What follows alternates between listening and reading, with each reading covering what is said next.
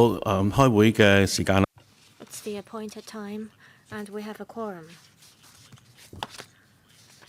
Welcome to this meeting of the panel on development.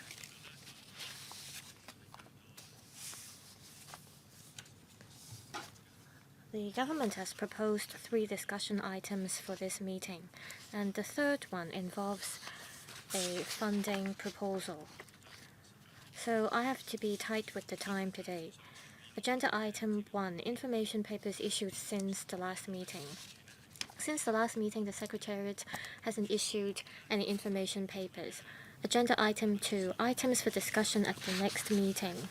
Please refer to LC paper number CB-11487/2024-01 and -02. They are the list of outstanding items for discussion and the list of follow-up actions, respectively.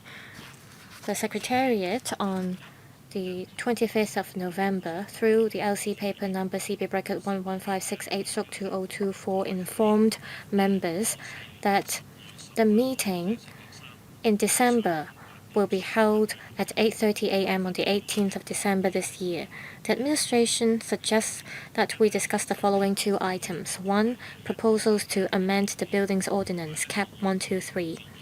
2. Capital Works Reserve Fund block allocations for 2025 to 2026.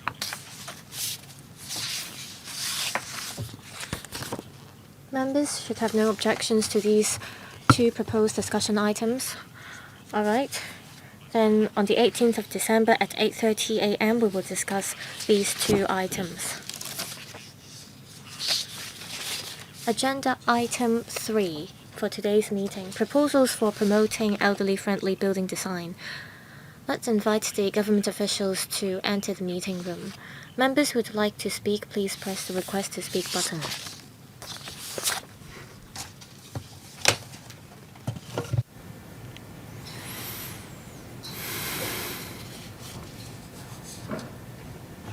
Hi. Good afternoon. For this discussion item, we have Mr. Michael Wong, Deputy Financial Secretary, Ms. Bernadette Lin, Secretary for Development, Ms. Clarice Yu, Director of Buildings, as well as their team members. Welcome.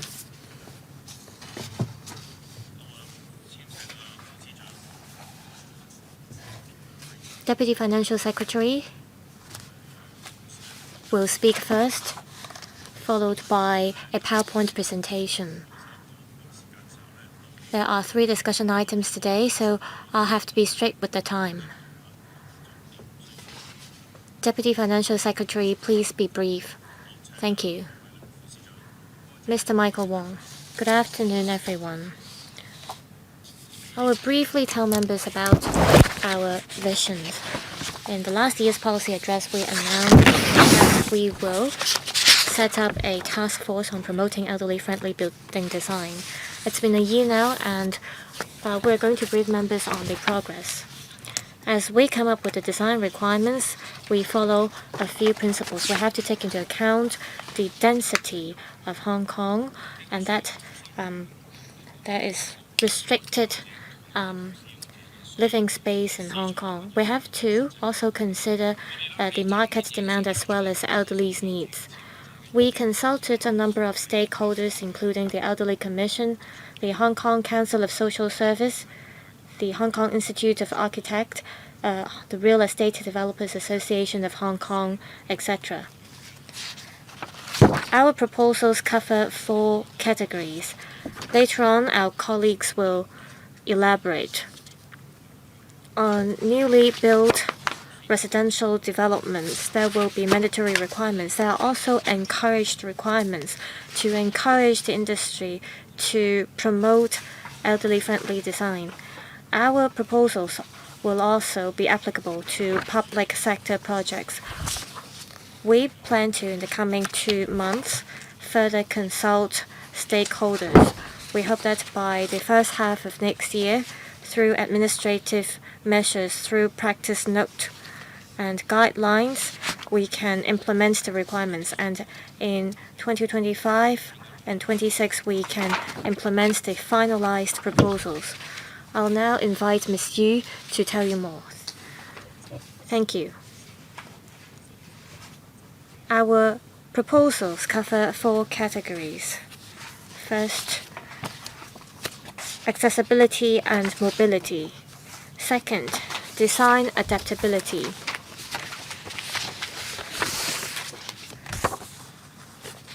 And this can allow flexible renovation of elderly's apartments. Third, well-being. And fourth, about hardware. We want to adopt gerund technology. On mobility and accessibility, one of the major elements of aging in place is to allow elderly members to move around their living environment and living space.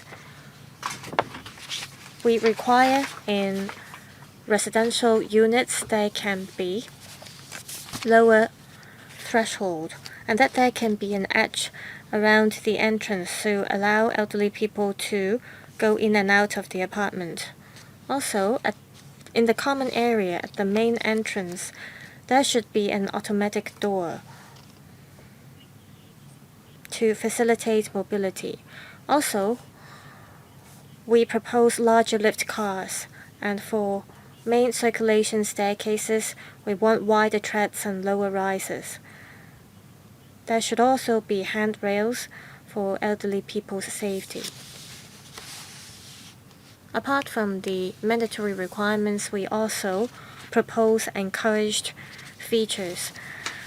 And these encouraged features will be implemented through GFA consensus and other incentives. We want covered walkways and passageways so that elderly people can move around even in bad weather. In terms of design adaptability,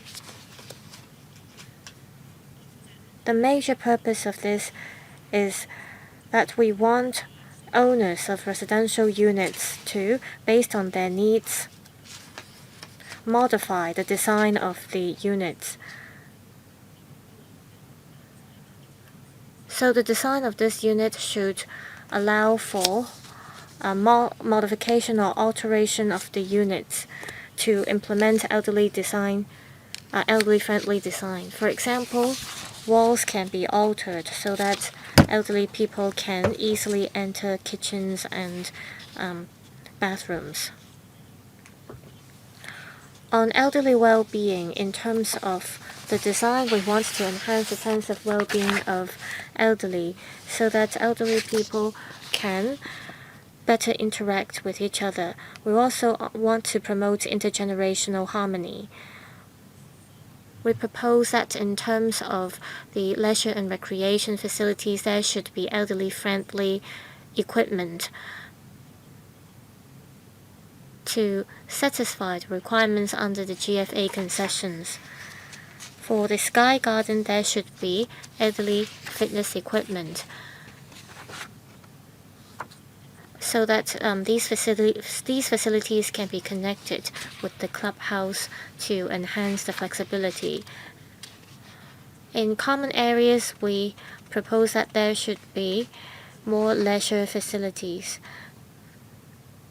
and open spaces. In terms of adopting gerund technology, we see that gerund technology can enable elderly people to live more comfortably.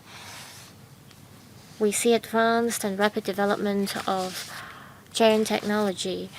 We hope to, through gerund technology, enhance the hardware of residential buildings so that elderly people can have easy access to internet. There should be installations that allow internet access.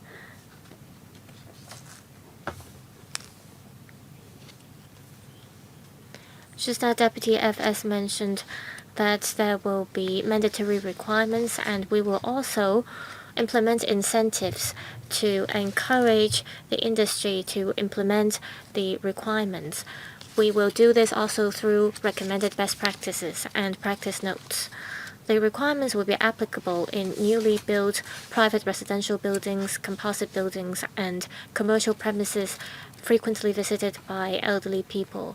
We'll also implement administrative measures to implement these design requirements in public sector projects. In the coming 2 months, there will be a focused consultation. Afterwards, we will finalize the proposals. In the first half of 2025, through the practice note and the amended design manual, we will promote the implementation of encouraged requirements, and the legislation will be amended by the first half of 2026. That's all for my briefing. Thank you. 6 members have pressed the button. They are Dr. Chow Man Kong, Ms. Connie Lam, Mr. Tony Che, Mr. Andrew Lam, Mr. Edward Lau, and Mr. Perry Yu. Dr. Chow Man Kong, 4 minutes for each member, questions and answers inclusive. Please leave enough time for the administration to answer your questions. Dr. Chow. Thank you.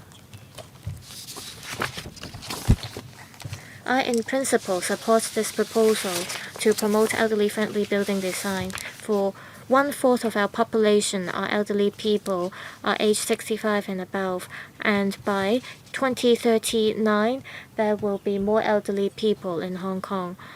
So I support this idea. Under the Hong Kong Housing Society in Hong Kong, North Point, Ngau Tam Mei, and Chung Kwan O, there are projects that implement elderly-friendly building design, and the layouts are all very clear. I have the following questions.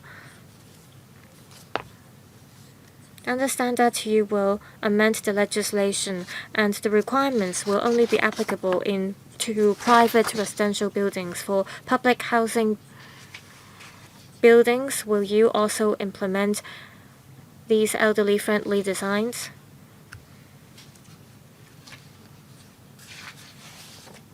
Will you draw reference from Singaporean practice? In 2012, Singapore implemented the Gerentech 2 project in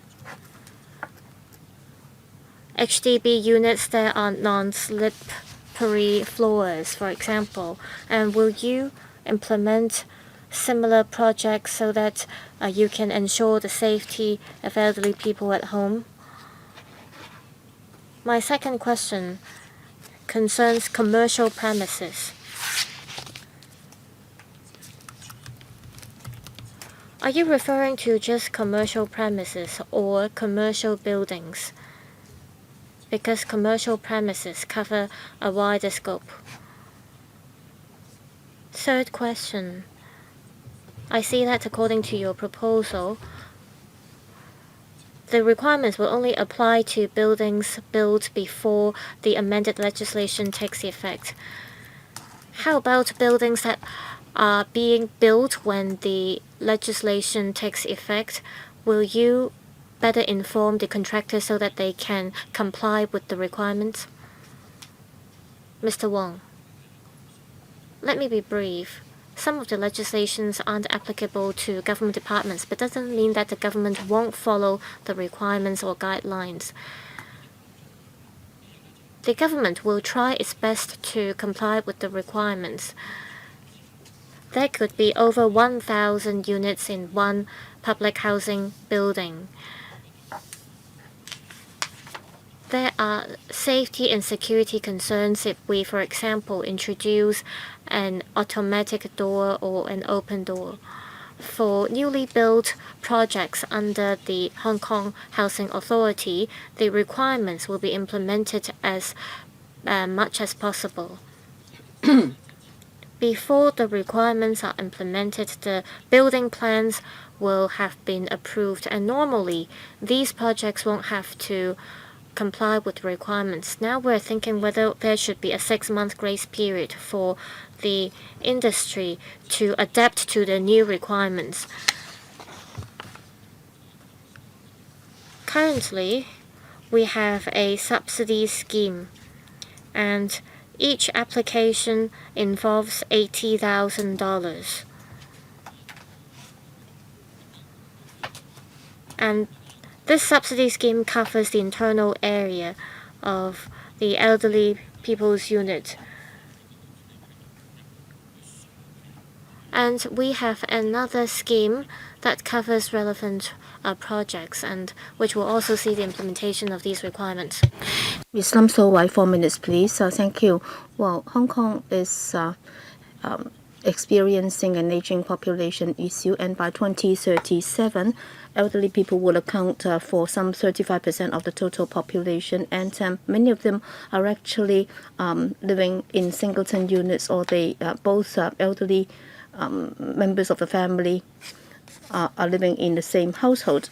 But then if we just rely on a building design, that's not enough. We will have to improve our community facilities, and there also needs to be a comprehensive network to support it, or else that would only add to the burden of young people buying their first homes. But then if we are able to do a good job, then that would not just help the elderly people, but also would facilitate more people to make better use of such facilities. But then after reading the paper and also listening to the presentation, I have some questions.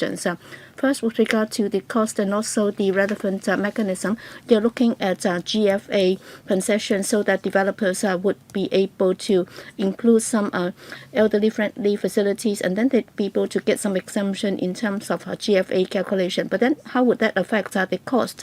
In particular, if the corridors become wider, will that affect the usable or sellable size of the unit? Would there be other facilities, for example, tax concessions or other subsidies? Secondly, with regard to the implementation details, for example, for the door, well, there would be at least one main entrance, but then for major housing estates, there might be several entrances. So would that be enough? Would that result in a situation whereby those in need would only be able to make use of one particular entrance instead of all the entrances, and they would have to spend more time in making use of such facilities? And also, it's about monitoring. How can we ensure that the developers will comply with the requirements? Will there be a standing monitoring mechanism? And if they breach the rules, will there be penalties? So can you answer these questions? Thank you. Thank you, Deputy Financial Secretary. Well, on incentives and also on monitoring mechanism, I'll ask my colleague to answer. Well, on incentives, I think that's adequate, because as far as the developers are concerned, so long as there is a GFA concession, that would indeed help. Earlier on the proposed recommendations, we actually consulted the trade. They said that the increase in cost would be minimal, and therefore they said that they were at ease with these recommendations. Yes, on automatic doors, actually, it doesn't mean that all the doors of the building will have to be automatically open. So long as there is one door that is automatic, that would be okay. And I can also supplement on the cost involved. Actually, for an automatic door, we might be talking about several $1,000s. And then, for an ordinary door, that might cost you a few $1,000s. And then for automatic doors, that's just about 10,000 plus. And then for new buildings, they would also have to submit building plans anyway to the buildings department. And the buildings department would be looking at whether or not they have complied with the new requirements. If there are major repairs and also building testing and so on, they would also have to submit plans, and therefore they would have to submit their plans in accordance with the existing procedures, and therefore nothing will change at all. Next, Tony Chair. Thank you. First of all, I'm grateful to the Development Bureau for efficiently coming up with this new designs so that things can be more elderly friendly. And as you said, that some of these measures will be mandatory, others will be encouraged measures, and also recommended measures. But then we have to be pragmatic. And as the Deputy Financial Secretary said, this is good, because I've been fighting for this for years, because we have an aging population, and as there are more elderly people in our community, we would definitely have to support it. And I suspect that my fellow colleagues in the trade would also support it. Yes, many of these measures are encouraged measures, and there would also be incentives. Exempted GFA would be quite good. 10% concession.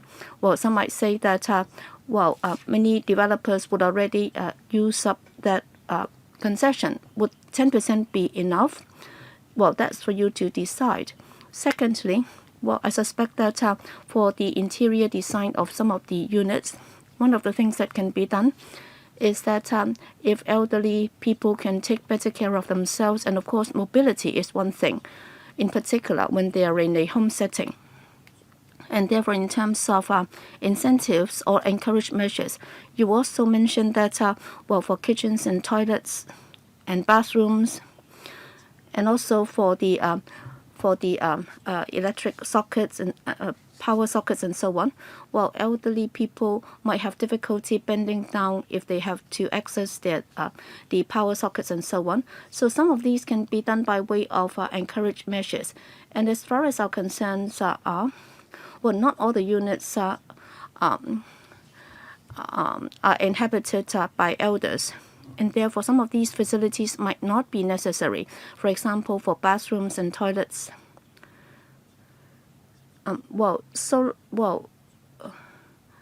They might be prepared to accept a design that does not involve the elderly people. And therefore, if they can just make the alterations when they need to, that would be more flexible. And therefore, I suspect that that would be more acceptable to most. And therefore, for all the new units, you can also do it in such a way that not all the units have such designs. Only a limited number of them have such designs. Because I suspect that many elderly people would not prefer to live in the higher floors. And therefore, you can confine such designs to lower floors. And that could also be done by way of incentives and encourage measures. Can that be considered? Because 1/3 would be elderly. It doesn't mean that for the remaining 2/3, they would find such designs acceptable. And they might think that that's not very appealing to the eyes. Yes, Deputy FS, yes, thank you for your comments. In fact, we have taken on board the views from the trade, and I'm grateful to Mr. Tony Chair for assisting us in the communication process. Yes, different people might have different needs, and therefore we have to be flexible. That's always been our stance.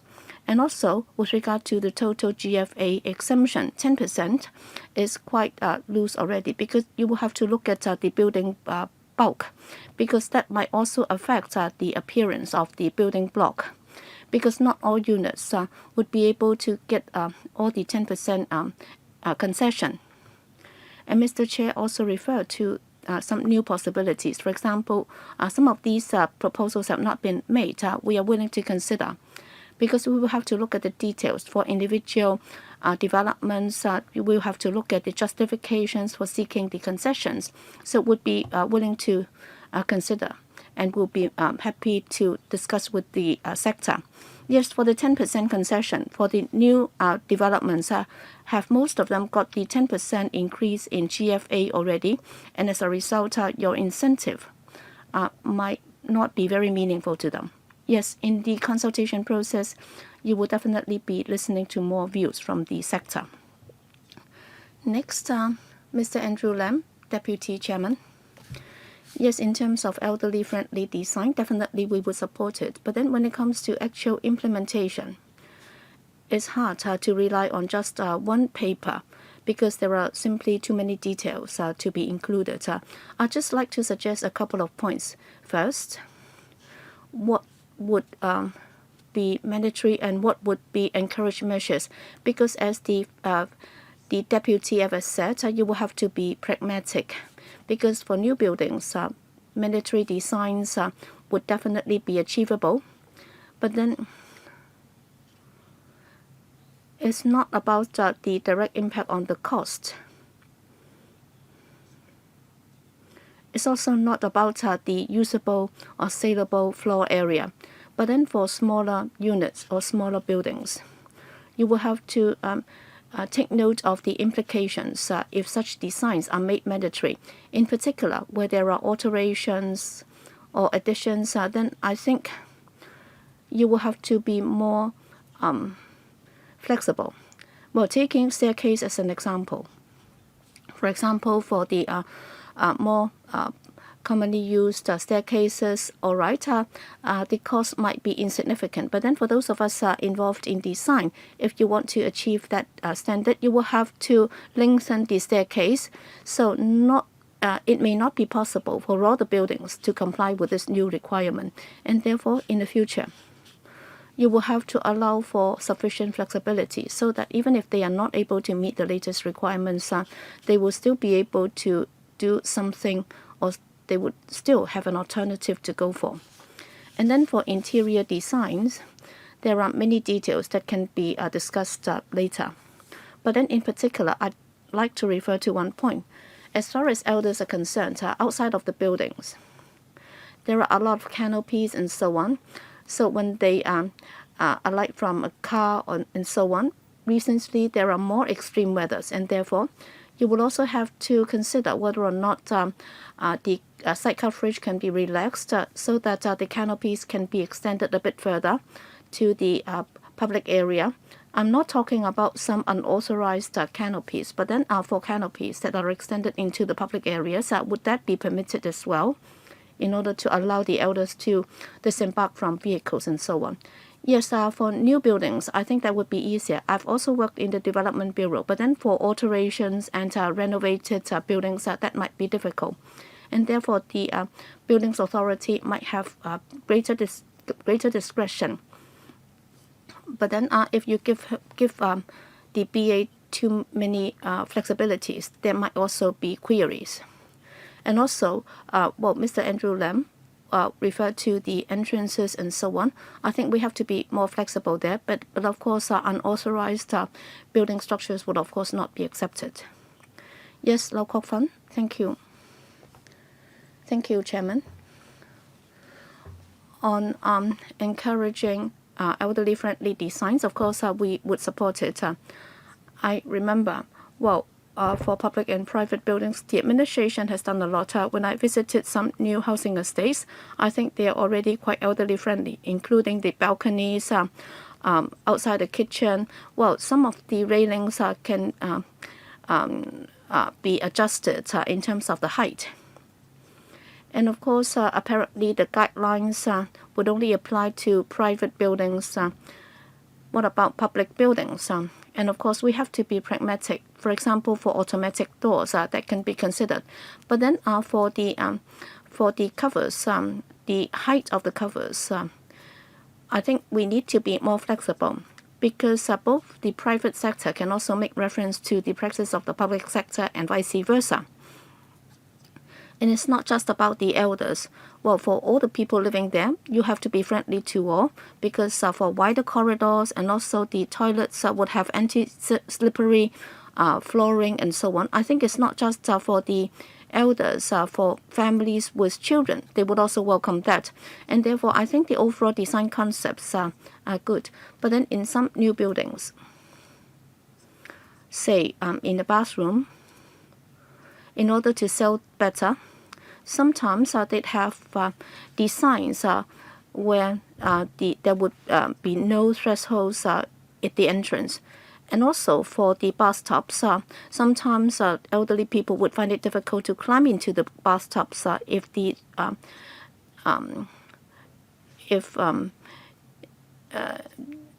design is not good. And therefore, the use of gerund technology would also mean that you can also offer some clean units without some no-frill units, so that they'll be able to design their interiors more flexibly to cater for their needs. So can you offer some no-frill units so that where they have special needs, they can just buy such units, and then they can design it specifically for the elders and their carers. So can you make sure that developers would be offering no-frill units to them? In particular, a certain percentage of units should be no-frill units. Deputy FS, I'll invite Ms. Yu to talk about the design of bathrooms. on unmodified flats, well, there are no mandatory requirements proposed yet. We understand that there were many unmodified flats in the mainland in the past.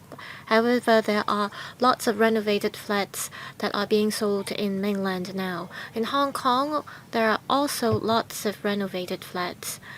We will stick to the market demand and existing market practice. Yes, Miss Yu. We will consider implementing requirements on showers and bathtubs through the design of the flat service as well as the pipes. We should be able to reduce the safety risks. Well, I understand these aren't mandatory requirements. I see that in some private residential units, especially the newly built ones, there could be up to 3 bathrooms, and there are bathtubs in all 3 bathrooms. Will you be able to offer choices for buyers who do not want bathtubs? I think we have to ensure that the design is elderly friendly. Mr. Perry Yu. Thank you, Chairman. The Development Bureau is promoting elderly-friendly building designs, and I'm all for this. The Hong Kong SAR government over the past decade or so has been implementing barrier-free designs, and we have all seen results. We have seen footbridges and subways, and in the first housing estate where I worked at, there were also newly implemented barrier-free designs, and I think this is part of the government's policies to improve people's living environment. And we've got the recognition of tourists. Some tourists who come with their families and with young and elderly members, they all find the barrier-free facilities in Hong Kong great. I think we should have implemented these elderly-friendly designs earlier. When I was serving in the public housing estates, I came across many elderly people who needed the help of handrails or hand grabs because they were on wheelchairs, and the door designs had to be modified to accommodate their needs, and the beds also had to be altered. We see that as we see an aging population, we need a different design of our living spaces.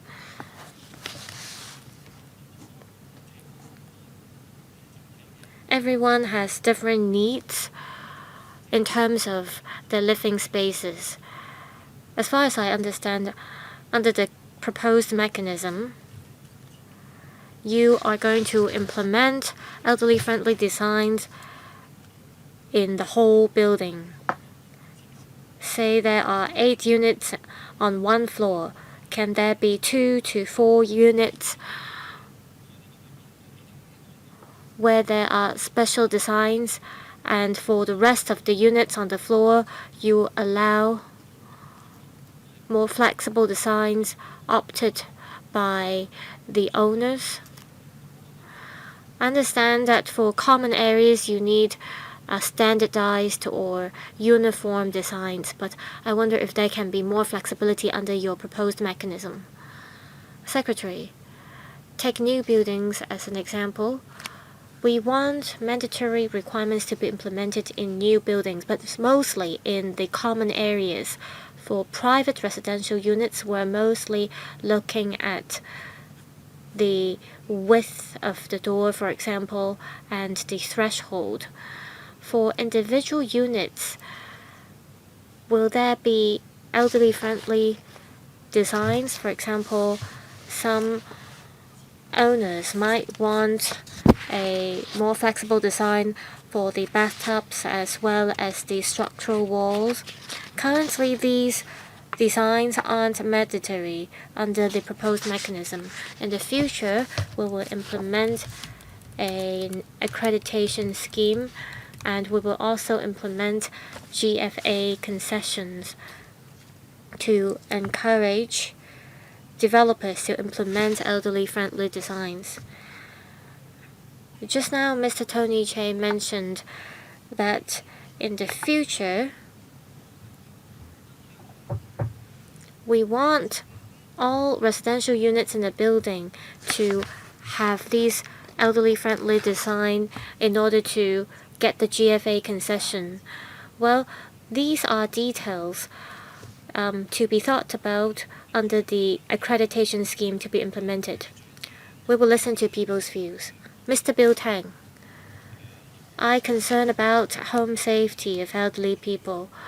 For example, the buildings department has promised that for elderly people aged 65 or above, they will install handrails for these elderly residents for free. Another concern of mine is about internet access. A bigger problem that we have to think about is, well, nowadays elderly people aged 70, they know how to use the internet. But for older people, like those aged elderly people who are CSSA recipients, they have to pay dozens of dollars for internet. However, they aren't even willing to pay for the emergency alarm system. I have conducted a survey interviewing some 4,000 respondents in Kuntong, and 500 households were elderly occupants, and only 100 households have the emergency alarm systems installed.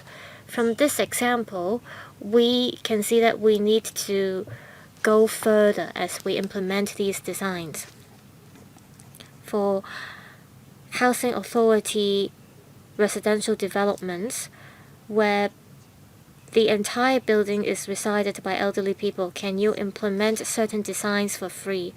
Take smart water meters as an example.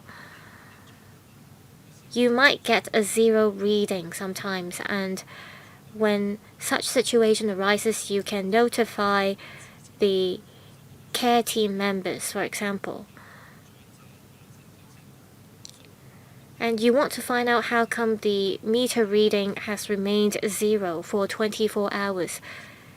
You can get the district care team members to first call the elderly residents to see if the elderly residents concerned is in danger. So I'm glad that you're going to roll out some guidelines to promote elderly-friendly building designs.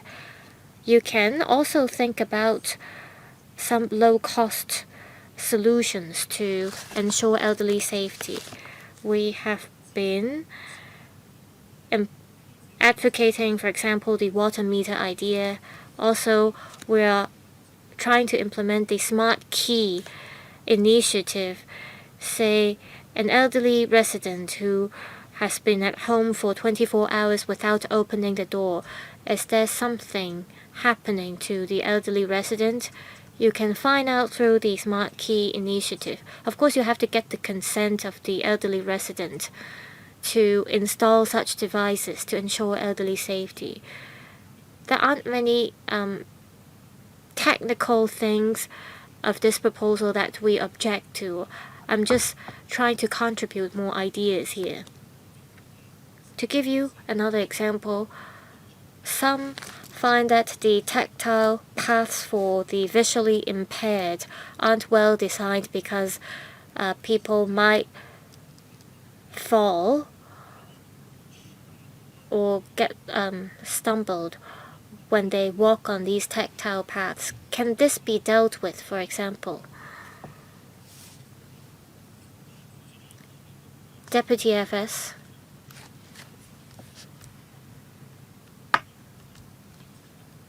We echo with Mr. Bill Tang in the sense that we want to adopt Gerentech as much as possible. As mentioned, we encourage internet access. In terms of the cost of the design, this is out of the purview of this task force. However, I will reflect this view to the relevant department.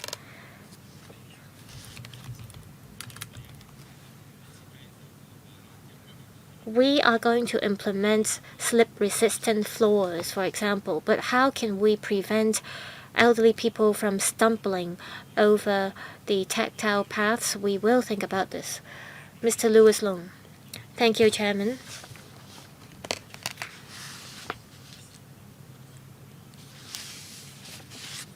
I welcome this proposal to promote elderly-friendly building designs. I am an elderly person myself, so I will benefit from this proposal.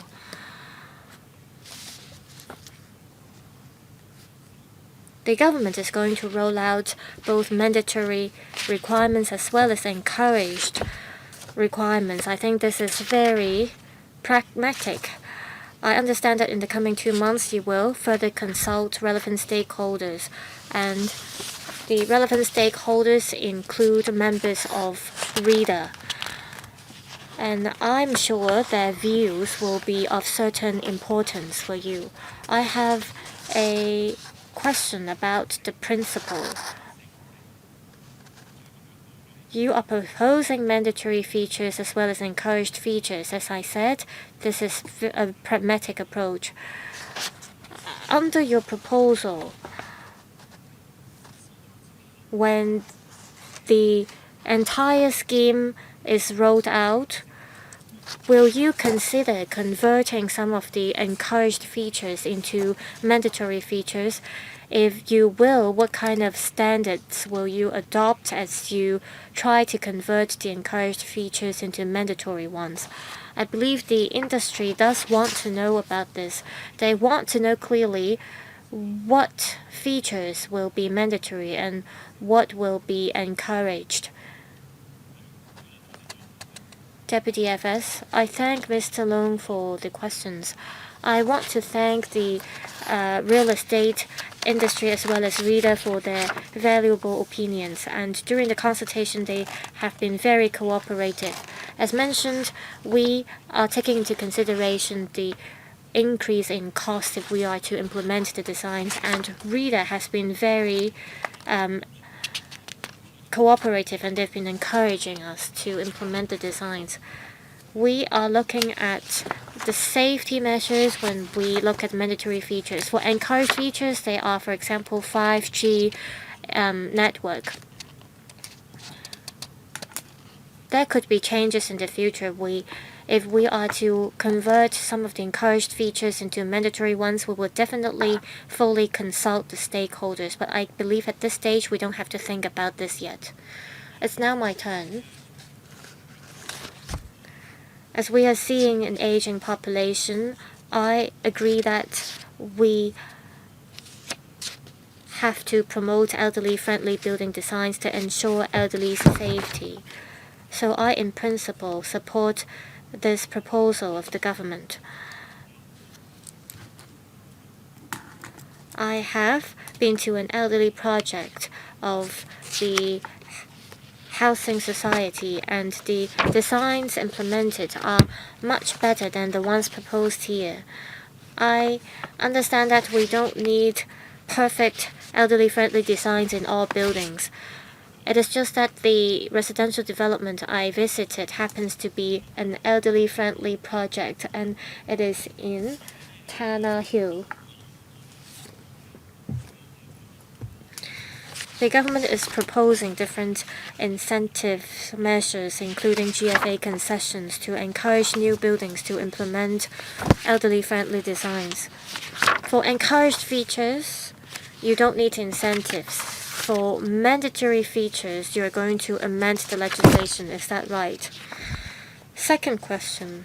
For existing buildings, will you implement guidelines to improve the designs so that these designs can be introduced in existing buildings as well? I understand that, for example, for the width of corridors, it's hard to modify it. However, to provide more convenience to elderly, there are possibilities for us to see changes in terms of the designs in existing buildings. Perhaps I'll address the second question first. For existing buildings, as I replied to Mr. Andrew Lam's question, this is a challenge for us. we can perhaps roll out subsidies for old buildings.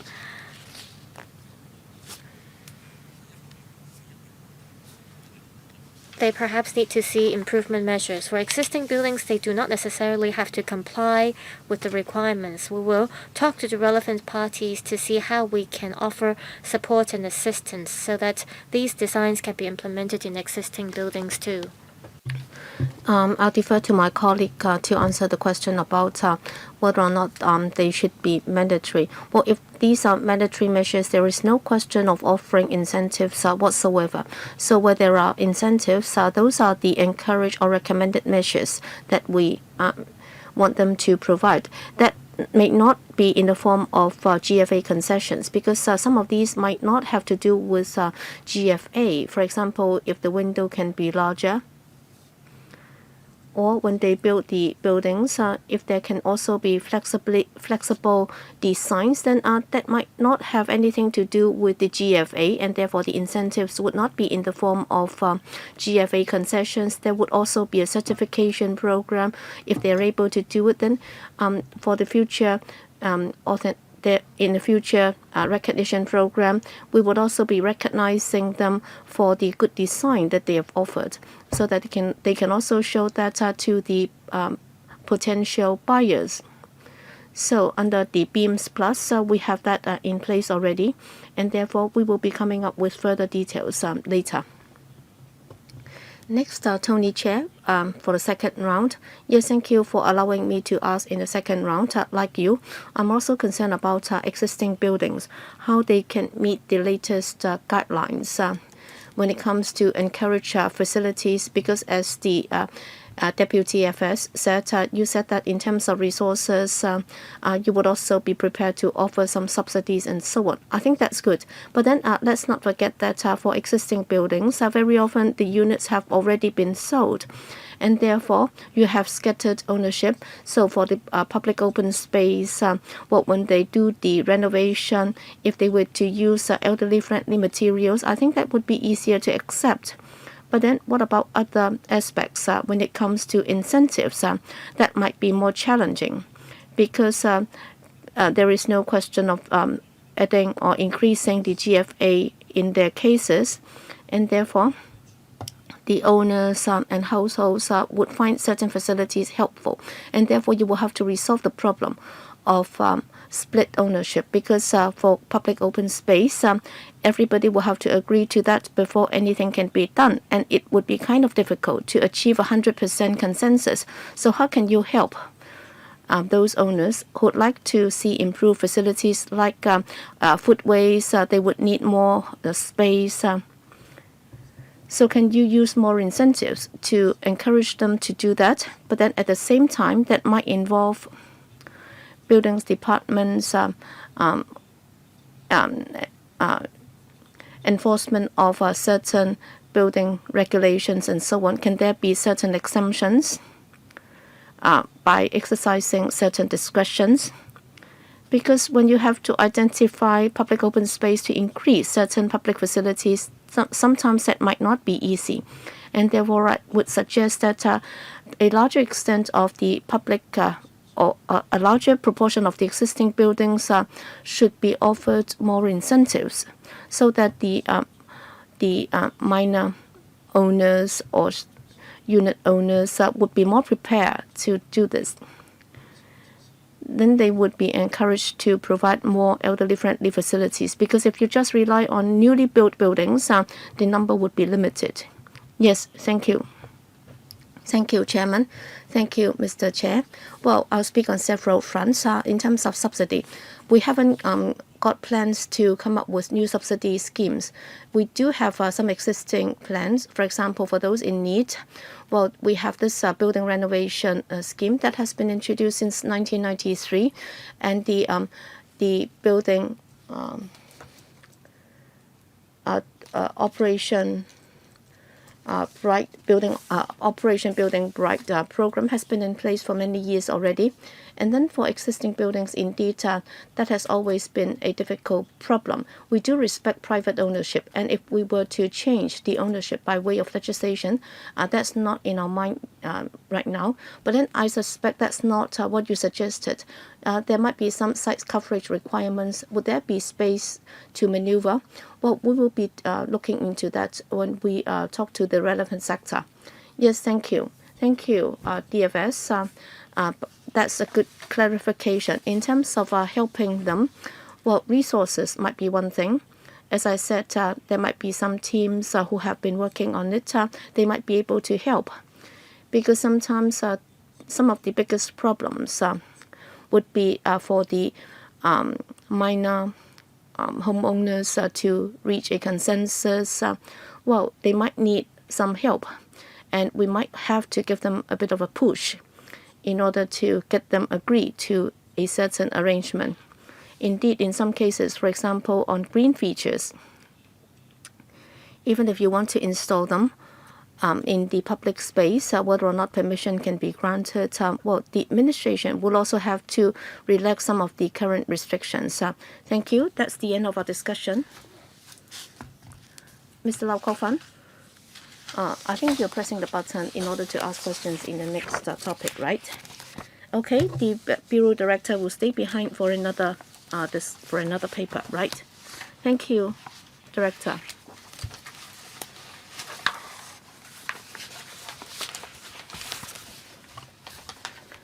Well, I haven't asked you to press the request to speak button yet. Okay, next item 4. Ngau Tam Mei's development proposal. We can invite the government officials to join us. We can press the button. Now we have already got 10 members who have pressed the request to speak button. Welcome to the officials in attendance. They are government representatives. First, over to the Secretary for Development to give us the opening remark, and then we will have a PowerPoint presentation. Yes, thank you, Chairman. Well, the North Metropolis is the new engine for development for Hong Kong, and all along we have said that we'll be rolling out the details plans for land zoning, and by the end of this year, all the details will be out. And today, we are talking about Ngau Tam Mei and its land use. And then by the end of the year, we are going to roll out the Ma Chau Long and also NT North. All the plans will also be published later. Well, on the Ngau Tam Mei development proposal, there will be 3 bright spots. First, as the policy address has already said, well, Ngau Tam Mei, well, for the entire North Metropolis, we have over 8,000 hectares. That is the NMUT, and then half of that would be in Ngau Tam Mei, some 46 hectares. So that the UMUT will be located here. And the second bright spot is that for this particular university town, that would cover the 3rd medical school in Hong Kong. And nearby, we will also have a new integrated hospital, which is also a teaching hospital, so that it will be able to provide comprehensive healthcare services to the population there. And given the fact that it's going to be a teaching hospital as well, there will also be training as well as R&D features. And the third bright spot is that Ngau Tam Mei itself is also part of the Northern Link, and one of the stations will be located here, and therefore the NOL spur line in its design would also include a comprehensive housing estate here, and there'll be residential developments, and most of them will be private residential developments. And now I'll defer to my colleague to do the PowerPoint presentation. Thank you.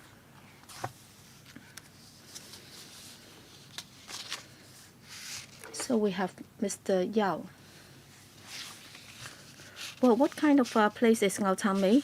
In fact, it's to the south of the San Tin Tech, and also is to the northwest of Yuen Long. So it's actually very close to a residential development there, and it's located along the NOL spur line, and it's also in the INT zone, and also the area covers about 130 hectares. In the future, with the NOL spur line, well, it's very convenient because it's just one stop away from Shantin, and it's about 30 minutes from the urban area. And if you go to the loop area and Shenzhen, it's even closer, just a 15-minute ride on the train.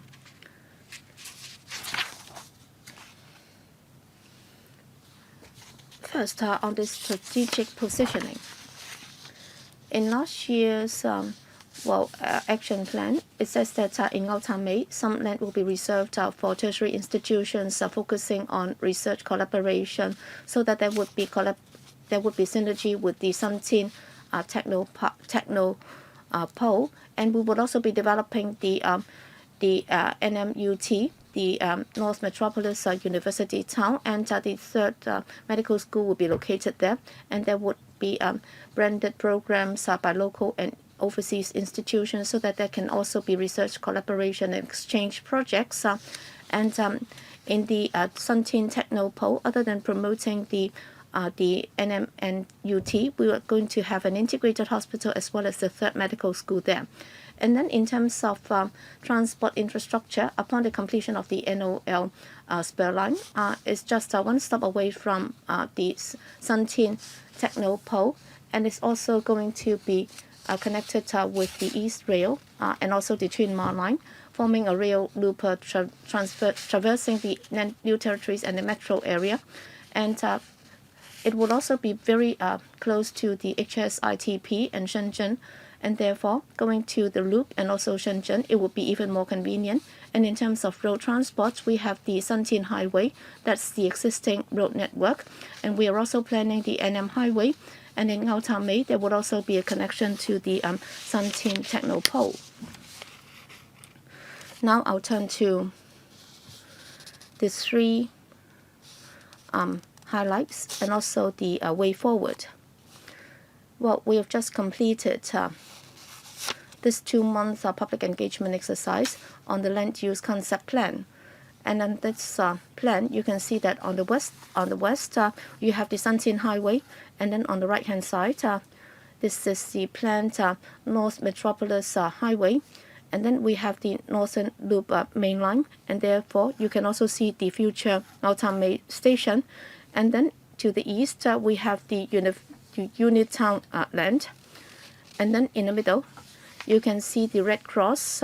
That's a building that symbolizes the future third medical school, and in future planning, that will also be treated as part of the unit town.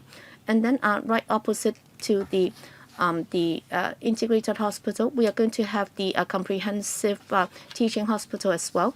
And in the yellow part, we are talking about a comprehensive residential development. So those would be the residential units. And then there'll be a road connecting east-west. There'll be a corridor.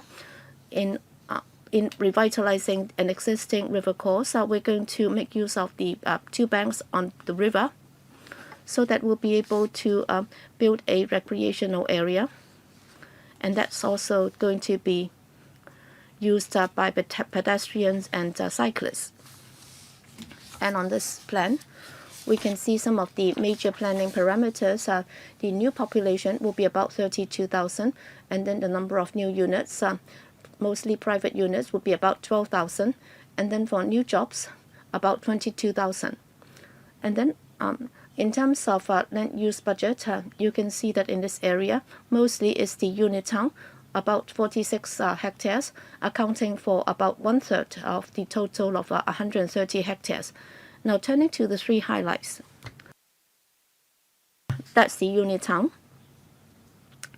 In last year's policy address, mention was made about building Hong Kong into a tertiary education hub, and also future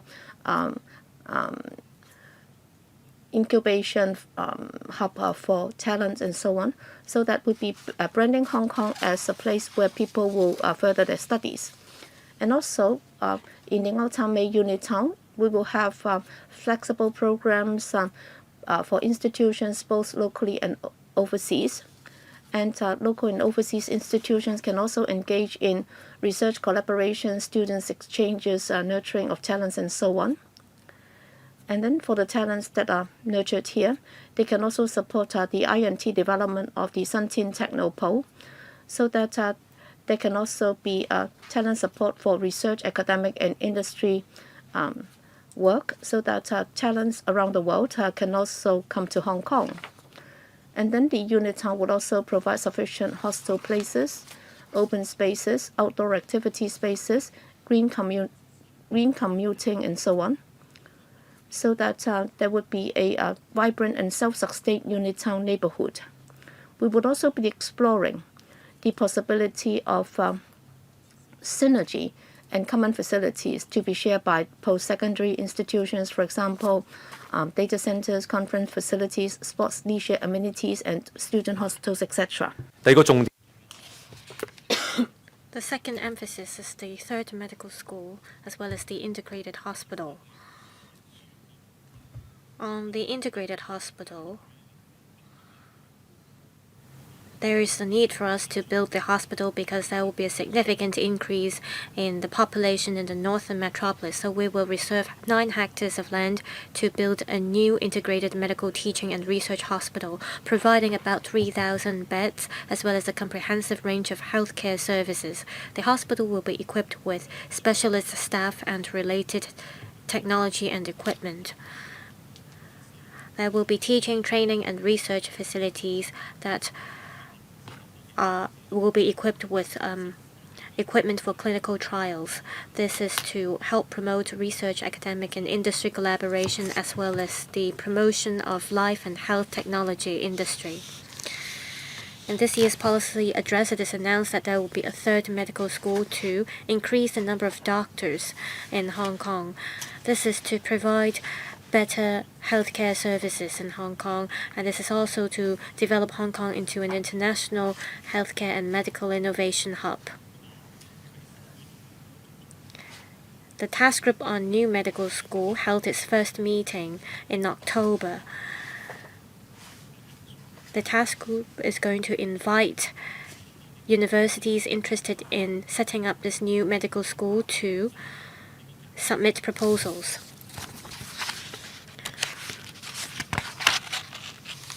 Now on the residential neighborhood, we want to build a 15-minute residential neighborhood for the healthcare staff as well as the university staff. And there will be mainly private housing in this neighborhood. It's going to be a self-sustained residential neighborhood. Apart from residential facilities, there will also be entertainment, community, as well as government facilities. There will be a blue-green communal space network. As mentioned, there will be an east-west pedestrian corridor, and through this we will provide a blue-green communal space network. This will help enhance the connectivity between the east and the west. Railway is going to be the major transportation for the local residents, and there will be green commuting. We want to make use of the space network in order to make this happen. Next up, we are launching a 2-month public engagement exercise. We welcome any views from members of the public. We will take into account the public views as we carry out detailed design and conduct environmental impact assessment studies. There will be government-initiated site formation and infrastructure works, and these will commence as early as 2027. Apart from carrying out detailed design and planning, at the same time, we will strive to invite proposals for the third medical school, and we will make recommendations to the government in terms of which university will implement the third or set up the third medical school. As we carry out the site formation works, we will also think about the allocation of sites within the uni town so that concerned institutions can start site planning and work out the financial arrangements as early as possible. The site formation works will commence as early as 2027, and as early as 2029, the hospital will be built and the first batch of population intake will happen in 2034, which is in line with the commissioning date of the North Link main line.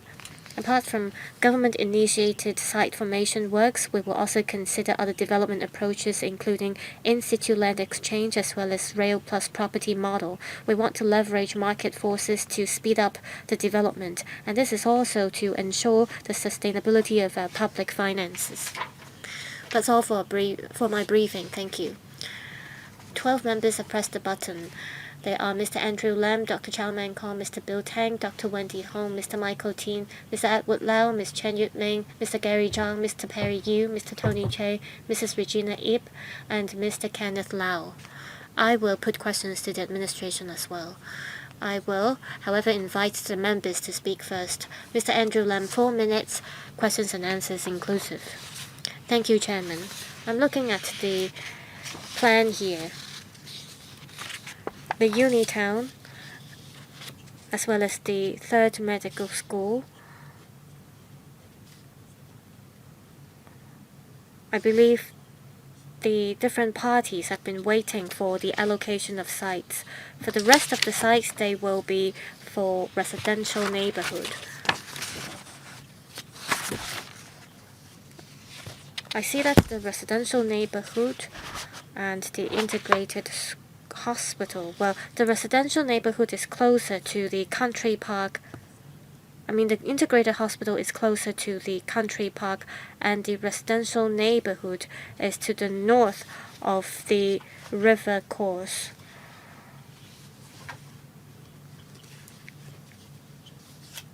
What kind of town planning factors have you taken into consideration as you develop this plan?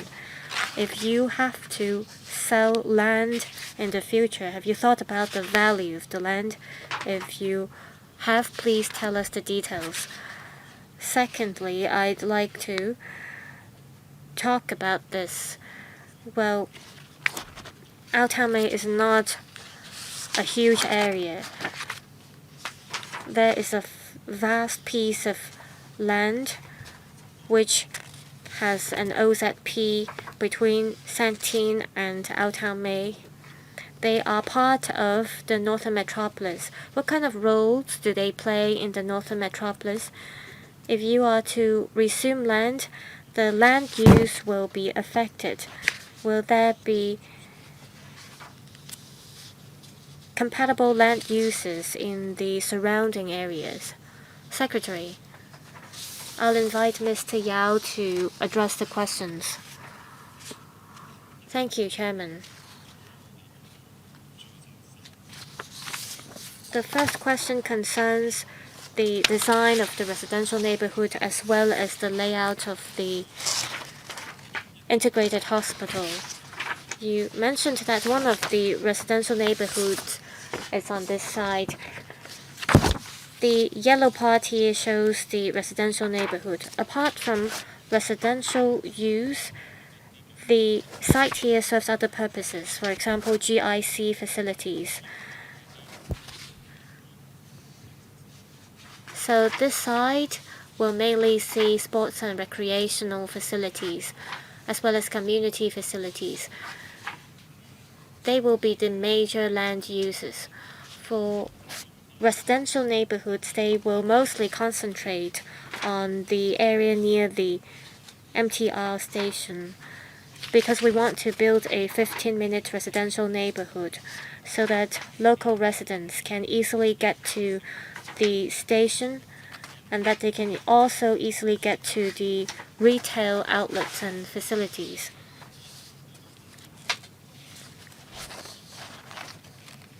The private housing developments will see a higher value if they are concentrated near the stations.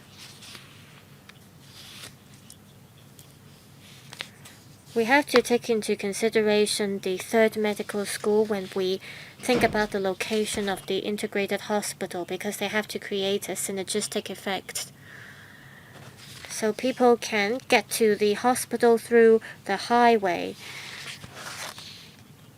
The train station is just 400 to 500 meters away from the hospital. So people can get to the hospital from the station within 10 minutes. So we think that this is an appropriate location for the hospital.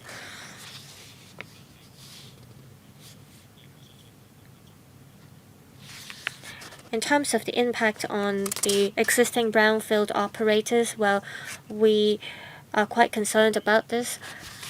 As we develop the new development area, we will compensate the existing brownfield site operators. For example, if they have to relocate their businesses, we will make compensations. If they have to reprovision their operations, we will offer assistance in terms of reserving government land to them through tendering exercises. Thank you. Dr. Chow Meng Kong. Thank you. Over the past 10 years or so, I have visited about 10 to 11 university towns. I see the economic benefits brought by these university towns, and these towns help make the city young. So I am quite concerned about this project. 46 hectares of the site will be reserved for university facilities in this uni town. How many school nets or clusters will you develop? Also, I'm looking at the development plan provided by you. The roads as well as the railway systems will have to be able to cope with the demand seen in the increase in population. Will there be a huge demand for these roads and railway systems? 20,000 hostel places will be provided in the uni town, and also 38,000 students will be able to live in these hostels. Have you thought about making use of market forces, like announced in the policy address? Will you implement the student hostel scheme? Also, will you develop a kind of trust fund instead of continuing to purchase bonds? You might as well develop funds for these university projects to earn dividends, to at the same time ensure a comprehensive development of infrastructures in Hong Kong. Secretary, as to how many school nets will there be in the 46 hectares of land, the Education Bureau has been in talks with many local universities as well as post-secondary institutions. Based on the views of these institutions, as mentioned, the Education Bureau will promulgate a development blueprint in 2026. Apart from the 46 hectares of land, we have over 80 hectares of sites within the northern metropolis for university development. I think we will have a better idea by 2026. To give you some figures, currently we have 8 UGC-funded universities. They are in different sizes. Excluding Hong Kong U, the CUHK, as well as the HKUST, the rest of the universities are of the sizes of about 10 odd hectares. So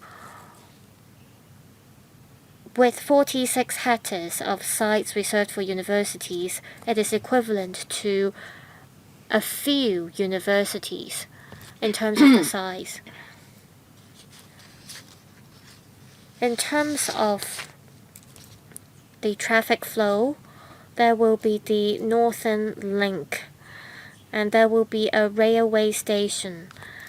The Transport and Logistics Bureau has gazetted for the Northern Link project, and all the relevant traffic impact or assessment studies have been carried out. So we are quite confident about the project. There will be new highways that will be connected to the Santin Technopole. In terms of the university hostels, well, we are talking about a university town here. So we do want the hostels to be built within the university town. We encourage in the latest policy address to convert some commercial premises into student hostels. In the future, we will see comprehensive facilities in this uni town. So we do want the hostels to be built in the uni town. If not, there should be spaces near the uni town to develop these student hostels. As to how we can do it, whether or not it's for the unit town to do it or do our enterprises help with the building, well, we have an open mind about this. It also depends on the needs of the universities concerned. Next, Bill Tang. Thank you, Chairman. Of course, we are in full support of the proposal to develop our tertiary institutions and education. Well, going international is also good to have branded programs, collaborated programs, and of course, I am a Senate member of the Chinese U. Well, taking Tung group of hospitals as an example, they have built this college, and all along they have done so in some commercial buildings, and that's not desirable. And they've been asking this question, and indeed, as the Secretary said, 85 hectares of land in the northern metropolis. But then, if it's not just in the northern metropolis, can they do it in the urban area like Kowloon City? So, do you have a policy to encourage tertiary institutions which have been upgraded to university status to build their own campus in the urban area? That's point number one. And second, about Ngau Tam Mei's development, I have two questions. First, I can see the green part, that's the rail station, and also for the superstructure residential development. Well, mostly it be developed by the HK MTRC, and of course it's a specialist. But then what if the market is not very good, and therefore they might want to defer the development? So would that affect the unit town's development? For example, some teaching staff or non-teaching staff might need to move in to the unit town. And what if the MTRC decides to delay the development? And next, about the student hostels, what is the idea? Because let's say there are 3 or 4 zones within the unit town. There might be 3 or 4 universities coming in. But then you might be centralizing the student hospitals. The student hostels like public housing estates. So you can have quite a number of blocks, and then the students living there might go to different universities. But then who is going to build this hostel in the first place? So would it be more flexible if you can have something like a student hostel estate, and then the units can be shared between different universities? Secretary, it's about whether or not we are going to offer land for the development of tertiary institutions in other areas. I think the reality is that the area where we can get most space available for such developments would be in the NM. But then if a school sponsor would like to develop such institutions in the urban area where conditions permit, would be happy to help them when it comes to siting of the campus site. But then mostly people are looking at the NM area. And the question is for the private residential developments, and if we're going to have a railway plus residential development projects together, Well, we suspect that the sale of the residential units would not be used for supporting the railway development. And if that's the case, then naturally, the MTRC would also have to complete the residential units quickly in order to get the return from the sales of the residential units to support the railway development. And therefore, your concern is that they might not want to complete the units as quickly as possible. And all along, if we reach an agreement with the MTRC, there would always be this land lease, and there would also be requirement on completing the units by a certain date. And if they fail to complete on schedule, they would also have to pay a price for that. And thirdly, about the student hostels, there is this chance that we can centralize the development, and it depends on the development bureau. So by the time when this development master plan is out, whether or not the universities might be able to reach a consensus so that they can develop the hostels together. Next, Wendy Hong. Yes, on Ngau Tam Mei's development, I support it generally. I have two questions. First, about the budget. The DAB knows that there will be some 80 hectares of land that will have to be resumed. And then according to the latest compensation package, then you'll be offering $1,070 per square meter. And then on top of that, if you look at the other one cost, you're talking about some $10 billion. And then you will also have to have a site formation and also infrastructure development and so on. And therefore for the Ngau Tam Mei development, very little land would be able to yield returns. About 86% of the land would be for the unit town and also and also for the hospital and so on, and community facilities. And the government will have to invest a lot of funds into such developments. You can only charge a nominal rent on the part of the universities, and therefore the area that you can yield a return would be the residential development, only 14% of it. And therefore, I don't know how much of it would be for public housing. Well, let's say 70% of that is for private residential development, 30% would be for public housing, and therefore only about 10% of the entire Ngau Tam Mei area would be able to yield return. Yes, you might be able to develop the railway, and then you can also use the proceeds from the railway development and also residential development to balance the expenditure, but then much of it will have to come from the government. And therefore, for the entire Ngau Tam Mei development, from planning to resumption of land to site formation to building of roads and infrastructure facilities and so on. So overall speaking, how much do we have to invest in it? What's the development schedule? The second question is, this development plan is quite general. It's very rough. But then you have some community isolation facilities, and now it's been turned into the workers' hostels, and also there are also some transitional or interim housing in the northern district. So will those land or will those parcels of land be developed as well? And what is the timetable? Can the secretary respond? Well, I'll answer the last. I'll ask Mr. Yao to answer the last question, because Ms. Hong was asking about certain facilities, whether or not those will be included in our development plan, will be included in our plan.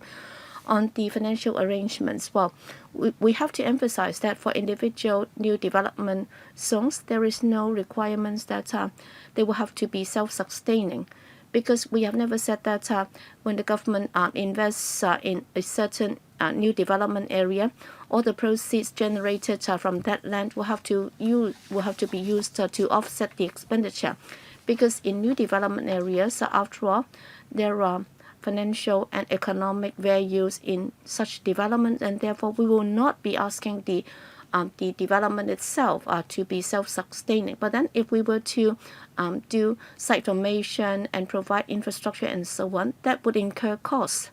Recently, whether it's the Hong Soi Kiu development or the Sun Tin Technopole, when we came to this council for funding, well, as we would already have completed the detailed engineering design, you would know exactly how much we're going to spend and how long it would take for us to complete the project. We are not going to spend everything in one go in a particular area for all the site formation and infrastructure, etc. But then if there were to be a in situ land exchange, then of course when it comes to private ownership, the market out there will have to support this development, and that would also help with the funding of the development. Thank you. I'll defer to my colleague to answer the rest of the question. Thank you for your questions. Well, the honourable member asked about two facilities. Please be specific. It's about the Tam Mei community isolation facility. It's not within this area. That's near Ngau Tam to the south. And you also talk about interim housing. Well, that's located here, but then it's closer to this end. And of course, it's an interim housing facility. As to the development schedule and also whether or not within this area there'll be in situ land exchange, we will have to see in the next stage. Thank you. Yes, Wendy Hong, you've asked to speak in the second time, but then there is no chance that we can have a second round because we simply do not have enough time. Michael Tian, well, for the Northern District Hospital, including the different hospitals there, they are all fully utilized. They are more than saturated. And then for medicine ward, during midnight, well, Northern Hospital over 100%, and then NT West, Port Royal Hospital over 90%. Well, there will be 1.5 million people, and then overall speaking, you have 1.5 million more people there, and therefore, in any case, you will need an additional hospital to serve the population. And for the Ngau Tam Mei Hospital, it's located centrally, and therefore we support this very much. Secondly, all along I've been saying that we are faced with this three high problem. That those are structural problems. Rentals are high, and prices are high, and so on and so forth. And therefore, we will have to go for high-end development. And even for hospitals, we will have to have a third medical school as well as a teaching hospital, where we will go high-end. But then the biggest problem is the location. Okay, for Tuen Mun Hospital, what's the problem with it? Well, after you come out from the West Rail Station, you will have to take a minibus, and then you will have to expand the light rail stations with. And then if the hospital can be close to the rail station, that's very important. Well, I have checked only Kwong Wah Hospital and Prince of Wales Hospital that are close to the railway station, and it would take a 1 or 2 minutes walk. And then for Ngau Tam Mei Hospital, in fact, there is this absolute possibility that you can design it so that it can be located right next to the railway station. And then for the teaching hospital of the Chinese U, about 10,000 people are using the station on a daily basis because they have to provide services to numerous patients. And now you're telling me that it'll be isolated, that will be separated from the station, and they will have to walk for more than 10 minutes every day. Well, why can't it be done like Kwong Wah and Prince of Wales Hospital so that they can just walk for 1 or 2 minutes before they can reach the hospital? So can you ask your question right away? You think the location is not right. I have 2 more minutes. You will have to give them time to answer your question, or else you'll be using up all the 4 minutes. So please be quick. Well, just allow me to finish. You said that you'll be selling private residential units. You want good property prices, but then well, you can have lower property prices instead of tens of thousands of hospital staff and also patients' well-being being compromised. That's all I'd like to know. So you have 1 minute 10 seconds to answer the question. Chairman, our simple answer is that for the third teaching hospital, it has to be located in a unit town, and then the hospital will have to be close to the medical school. Is it very far away from the railway station? It's about 500 meters, 400 to 500 meters, walking distance about 10 minutes. And there'll be a lot of shuttle service. Well, why can't it be within 1 or 2 minutes walking distance? Well, we want to have a superstructure development to support the railway development. That's point number 1. And number 2, in other new development areas, we always do the same. Well, for those that are close to the railway station, we want there to be a community set up. But then if it's a hospital, then it doesn't constitute a community on its own, and therefore we will have to have those two considerations. One, it has to be located in a community, and second, the hospital is not that far away from the station. It's still very conveniently located. Okay, we find it hard to support. Thank you. Mr. Edward Lau. Thank you, Chairman. I support the development of Ngau Tam Mei. Ngau Tam Mei falls within the INT zone in the 4 major zones, and it is in the same zone with the loop. So I hope that there can be a clear division of work between Ngau Tam Mei and the loop.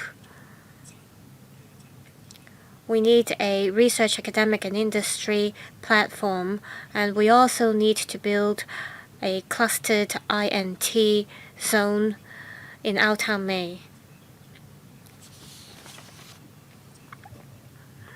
We have Kam Tin North and Ao Tau in Ngau Tam Mei. Currently, there are no plans for those 2 areas yet. I think there need to be further studies on these 2 areas to enrich the development of Ngau Tam Mei. I'm quite close to the relevant stakeholders, including the villagers, as well as members of the rural committee there. I see that the Ngau Tam Mei village will have to be resumed and developed, so compensation and rehousing measures will be crucial. Currently, there aren't housing estates dedicated to rehouse the villagers. I see that there is a transitional housing estate. There is also a light public housing estate in Kam Sao.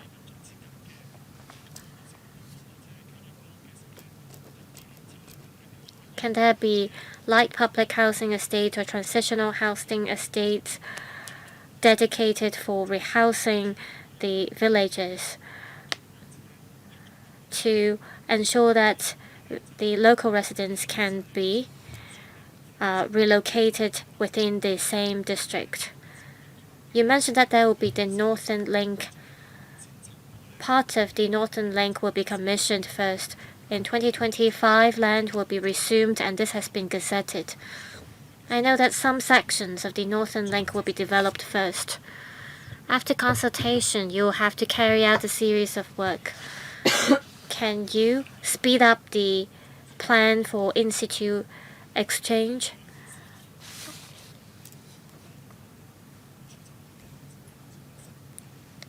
I know that for the residential neighborhood, most of the lands concerned are private lands, so can there be faster in-situ site exchange? Now I want to ask about Tung North Hospital. So you're expanding the North District Hospital, and there is going to be this new integrated hospital in Ngau Tam Mei, and there will also be a hospital in Tung North. I think the positioning of this integrated hospital is similar to that of the Tung North Hospital, so I hope there can be clear positioning of these 2 hospitals. Secretary. The first question concerns villagers of Ngau Tam Mei village. They want to be rehoused within the same district. We've heard their views. At this stage, we haven't had plans about this yet. This is because within the northern metropolis there are a number of dedicated housing estates for rehousing these villages. There will be one in Hong Shui Kiu. There will be another one in Fanling North.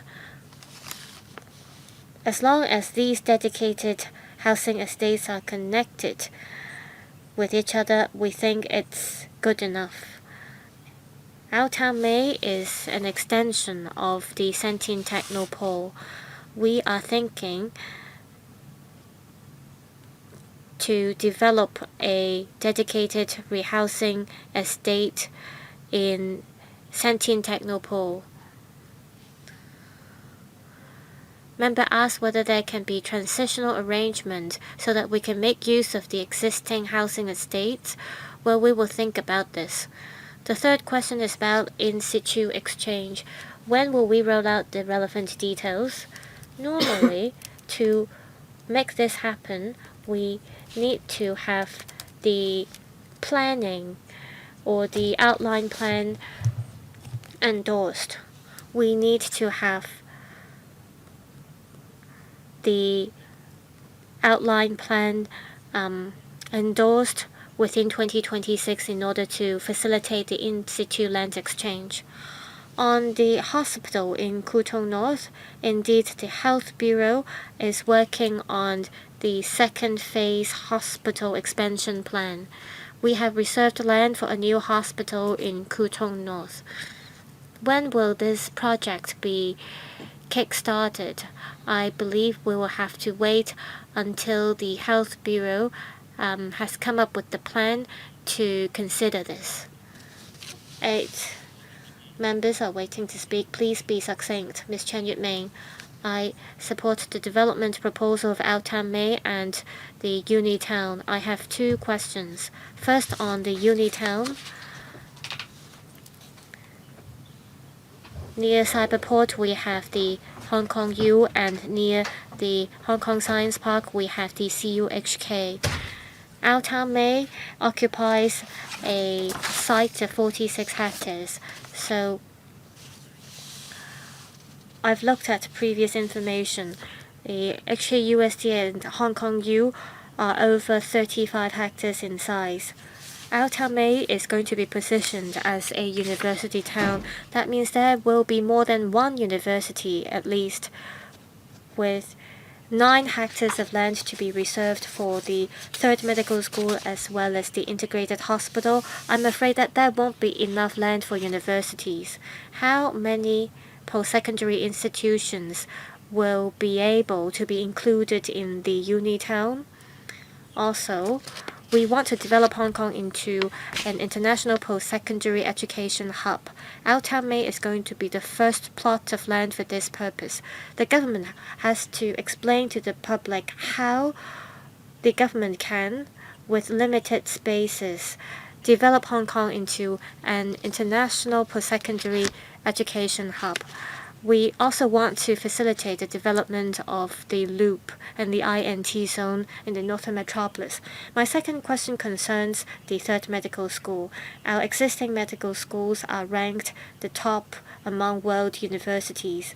We have the Queen Mary Hospital as well as the Prince of Wales Hospital. People have high expectations on this new medical school. My question is, in relation to this 3rd medical school, how much time do you think it takes for the 3rd medical school to reach the level of the Hong Kong U Medical School as well as the CUHK Medical School? Also, we have 3 hospitals in Tin Shui Wai and in other parts of the North District. However, they still cannot cope with the demand. I hope that the new integrated hospital in the long run can become a large-scale integrated hospital to provide a 3rd tier as well as 4th tier level healthcare services for the future residents. The North District Hospital is going to put in a lot of money to expand the hospital. Before the expansion is completed, I hope you can upgrade the North District Hospital as well as the Port Oil Hospital. Secretary.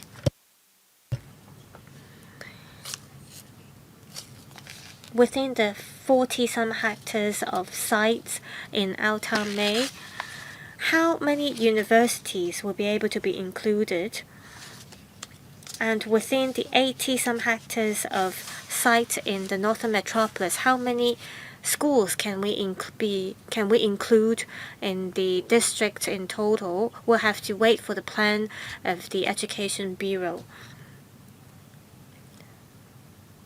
We have a number of large-scale universities. We also have a few universities that are in the size of 10 odd hectares. So I believe we can have a few universities in Ngau Tam Mei in the future.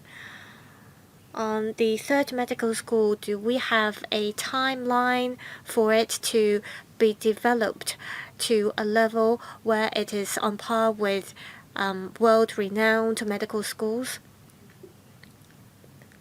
The Health Bureau is coordinating the relevant work now, and we hope that we will be able to receive some proposals from universities, and by next year we'll be able to have some concrete proposals on this third medical school. In terms of the timeline, this third medical school, well, the site formation works can only commence in 2027 at the earliest. We believe we can only have the third medical school to be completed by 2029.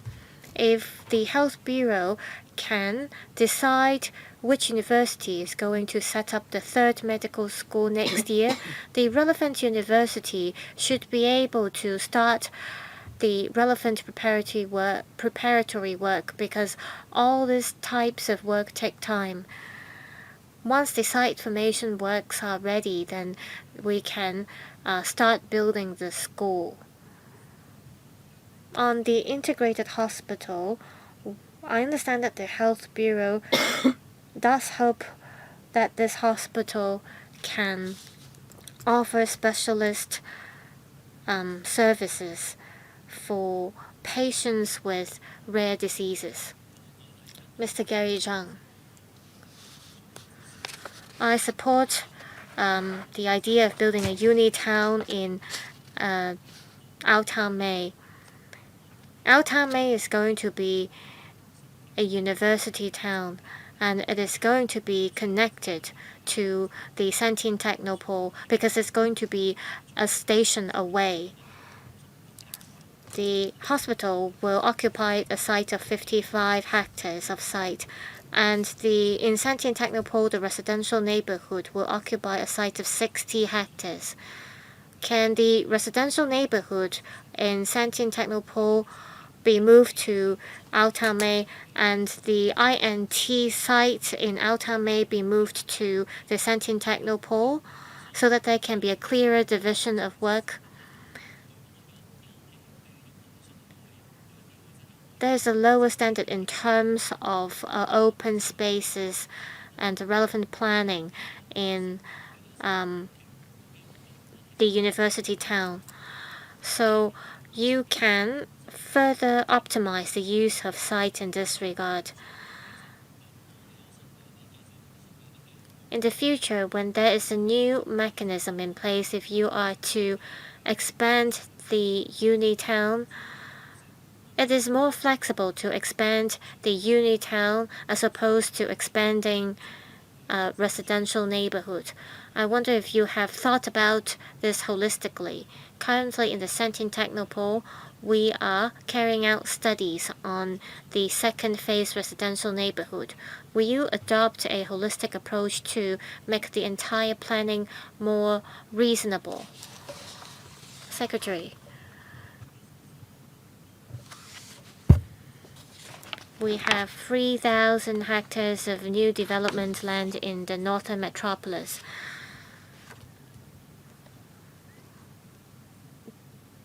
The land use planning is done earlier in Sentient Technopole compared to that in Ngau Tam Mei. So the land use planning as well as the outline zoning plan for Sentient Technopole are ready. I understand that there can be new ideas and new configuration. It's not that we are adopting a rigid approach that we cannot move things around. However, we do have to stick to our timetable, because otherwise it would slow things down. We have 300 hectares of INT land, and we want the rest of the land in Sentient Technopole to be serving other purposes. That's why we have commercial elements. We also have residential development projects planned for the Sentient Technopole. Yes, Mr. Yao.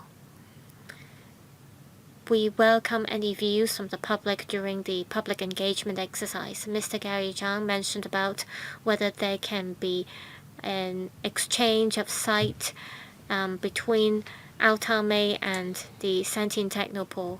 When we develop a new development area, we want a comprehensive development. We want industry development and activities as well as residential development projects within a certain area so that people can live and work in the same area. For the Santine Technopole as well as Ngau Tam Mei, we want the land use to be flexible. In another word, we can have educational institutions in the Santine Technopole. Similarly, in Ngau Tam Mei, there can be industrial development or scientific researches in Ngau Tam Mei. But then the emphasis is that Santine Technopole will have more technical developments, but then it's an integrated development and you can have a bit of everything in there. All right, for the Northern Metropolis, we are all very concerned about its development in a policy address last year. After you've published the master plan, we are now getting the details, and then mainly in Santine, we're going to have the unit. In Ngau Tam Mei, you're going to have the unit town, and of course, it's still not really what we have in mind because you only have about 46 hectares of site. Is about 1/3 of the size of the Chinese U. Still, we understand that. And then what was said by Tommy Chung also gave rise to my thought now. Okay, what's our positioning now in developing this unit town? You said that by 2026, the Education Bureau will have consulted all the 8 institutions before positioning the unit town. I think it's a bit too late because apparently the Development Bureau has set aside this land parcel for your development. I think you will have to expedite the development. What is lacking is student hostels right now. We are going to build this brand of studying in Hong Kong, and people will think of whether or not they will have a student hostel when they come and study. So my question is, if I were to build a student hostel here, would that be okay? Or is it that I will have to have a branch campus here before I can have a student hostel here? I think you will have to decide on that matter of principle first. It's about how the universities can make use of this land. So I hope that the Development Bureau can work with the Education Bureau as quickly as possible. This is a comment, not a question. And also, after all, this is a new development area, and some old villages might be affected. I can see that I haven't identified any graded monuments here. But then, if at all possible, if you can conserve some of the old village flavors, where some village facilities can be kept intact, that would also be nice. Okay, over to you, Secretary. Thank you. First, on positioning. Well, the policy address said that by 2026, the Education Bureau would come up with the overall plan for the Northern Metropolis. It's not just about Ngau Tam Mei, it's about how the places would be distributed. But then as far as Ngau Tam Mei is concerned, the positioning is that tertiary institutions will be engaged for IT-related developments because Santine Technopole is just one railway station away from it. And therefore, when we made the announcement earlier, we already made it clear that the unit town would also have to work closely with the Santine Technopole. There should be a synergy effect. But then, below that, what's going to take place there and whether or not there would be collaborated programs to be between institutions and so on, well, the details have not been sorted out. As to the next opinion that you raised, if I understand it correctly, within the unit town, can we have tertiary institutions that are not running in the unit town, can they also build student hostels in the unit town? That would depend on the actual situation, whether or not it's feasible, because I would suspect that for universities stationing in the unit town would also have to have their own student hostels, and therefore the land would have been used up. So would there be spare capacity to accommodate institutions not housed there? I think it would be more practical for them to identify spaces elsewhere other than the unit town to have their student hostels. Yes, we don't have any graded monuments within the area, but then we will take note of that and we'll see what we can do to conserve all the original features there. Thank you. Let's take a break of 5 minutes.